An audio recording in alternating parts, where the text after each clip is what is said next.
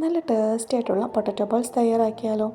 Easy ആയിട്ട് തന്നെ തയ്യാറാക്കാം. അതിനായി ഒരു മീഡിയം സൈസിലുള്ള 4 പൊട്ടറ്റോസാണ് എടുത്തിട്ടുള്ളത്. അത് ചെറിയ കഷ്ണങ്ങളാക്കി അതിലേക്ക് ആവശ്യത്തിനുള്ള ഉപ്പ് ആഡ് ചെയ്ത് ഒന്ന് വേവിച്ചെടുക്കാം.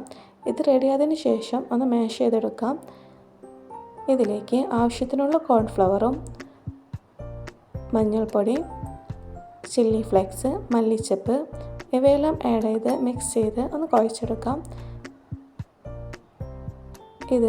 എന്നിട്ട് ചെറിയ ബോളുകളാക്കിയെടുക്കാം. എൻ്റെ വീഡിയോ ഇഷ്ടമായ ലൈക്കും സബ്സ്ക്രൈബും കമൻറ്റും ചെയ്യാൻ മറക്കരുത്. എല്ലാതും ഇതുപോലെ ചെറിയ ബോളുകളാക്കി മാറ്റിയിട്ട് ഒരു മുട്ടയിലേക്ക് ഡിപ്പ് ചെയ്ത് ബ്രെഡ് ക്രംസിലും ഒന്ന് എല്ലാ ഭാഗത്തേക്കും ആക്കി നമുക്ക് ഓരോന്നും ഇതുപോലെ മാറ്റാം. എന്നിട്ട് ഗോൾഡൻ കളർ ആവോളം ഫ്രൈ ചെയ്യാം. ഇത്രയേ ഉള്ളൂ. സിമ്പിളായിട്ടുള്ള പൊട്ടറ്റോ ബോൾസ് ഇവിടെ തയ്യാറായി. തീർച്ചയായും എല്ലാവരും ട്രൈ ചെയ്യാം.